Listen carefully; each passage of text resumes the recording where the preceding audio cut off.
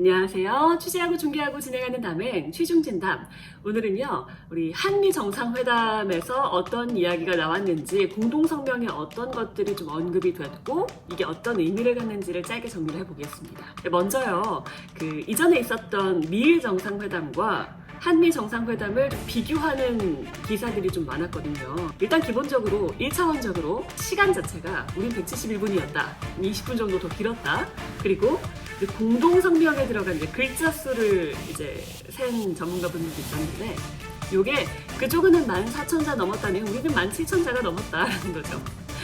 이걸 뭘 비교하냐라고 하시는 분들도 계시겠지만, 그런 것도 다 고려를 하는 거거든요. 중요한 거거든요. 생각했을 거거든요. 그래서 우리도 눈여겨봐야 한다는 거죠. 그런데 노마스크 그리고 맨손 악수 이거를 좀 또 비교하시는 분들 계신데, 이거는 상황이 달라진 거잖아요. 우리가 이전에 했으면 우리도 마스크 다 쓰고 했었어야 했을 거고, 악수도 못했을 거거든요.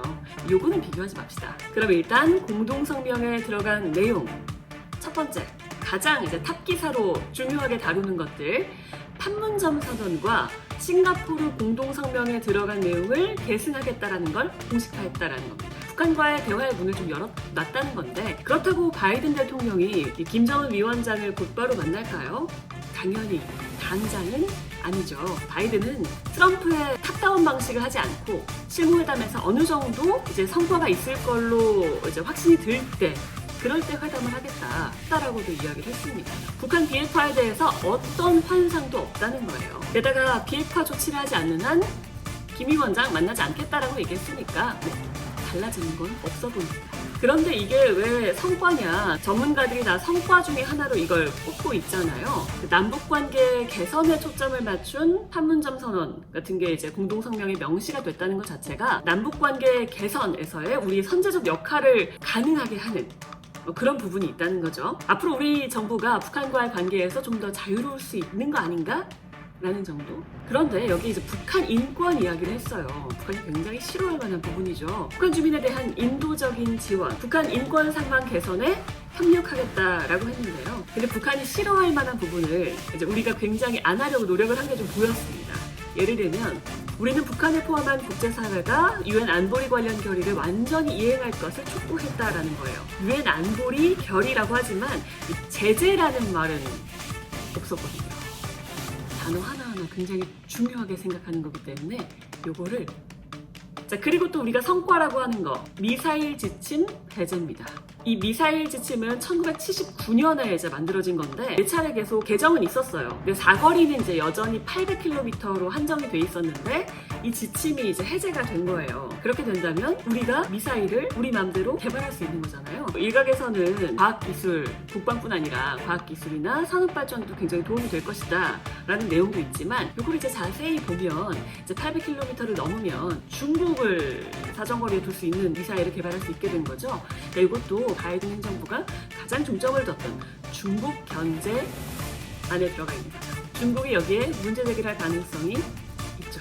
그리고 백신, 한국군 55만 명, 군 전체에게 백신 접종을 할 수 있게 하겠다라는 건데요. 여기에는 미군과 협력하는 한국군 55만 명이라고 되어 있습니다. 백신은 우리가 그동안 기대했던 백신 스와프 개념은 전혀 아니고요. 동맹 차원에서 백신을 준다는 거죠. 사실 그동안 코로나 때문에 훈련을 좀 미뤄온 것들이 있었거든요. 우리 장병들이 백신을 맞게 되면 훈련할 수 있겠죠. 이 부분. 한미 백신 스와프는 사실상 거절당한 거나 마찬가지인 거고요. 그럴 수밖에 없는 상황, 물론 이해는 합니다. 그리고 우리가 내준 것 무려 44조 원대입니다.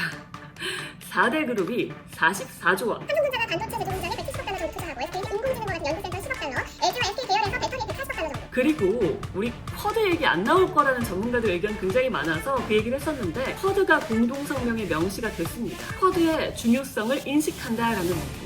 이것도 중국이 조금 견제를 할 법한 부분인데, 여기에 더해서요, 대만 해협의 평화와 안정이 굉장히 중요하다는데 인식을 함께 했다라고 했습니다. 이 부분 같은 경우에는 전문가들 사이에서 대만 해협 이야기를 꼭 넣었어야만 했니? 라는 이야기들이 좀 있더라고요. 중국에서 벌써 내정 간섭이다 뭐다 이야기가 좀 나오고 있는 상황이고요. 그러니까 한마디로 안보, 경제, 기술 분야에서 중국 견제에 동참을 하라는 바이든 행정부의 요청에 우리 정부가 호응을 한 회담이었습니다. 이번 회담 동맹, 한미 동맹은 정말 굳건히 했다고 보죠. 굉장히 많은 분들이 그렇게 평가를 하고 있습니다. 세부적인 사항들에 대해서는 또 어떤 평가가 있을지 궁금해지는데요. 수상 내용, 그러니까 우리가 준 만큼 잘 얻어냈느냐, 이 부분에 대해서 여러분은 어떻게 생각하시는지 궁금합니다. 지금까지 최종진담이었습니다.